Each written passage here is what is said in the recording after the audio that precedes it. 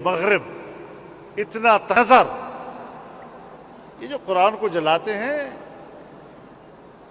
تو یہ لوگ غیظ و غضب میں آ کر اس قسم کی حرکتیں کرتے ہیں۔ مسلمانوں کو کیا اشتعال دیں گے؟ تم خود اشتعال میں یہ حرکتیں کر رہے ہو، تم ہمیں کیا وسیع نظری کا درس دو گے؟ تم اپنی تنگ نظری کا مظاہرہ کر رہے ہو، تم ہمیں کیا شائستگی بتاؤ گے؟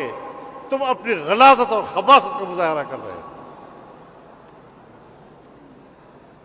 کوئی ایسی بات نہیں ہے، ہم مقابلہ کریں گے، اور اسلام قائم ہونے کے لیے ہے، حق ہمیشہ رہنے کا نام ہوتا ہے اور باطل ہمیشہ کے لیے مٹنے کا نام ہے۔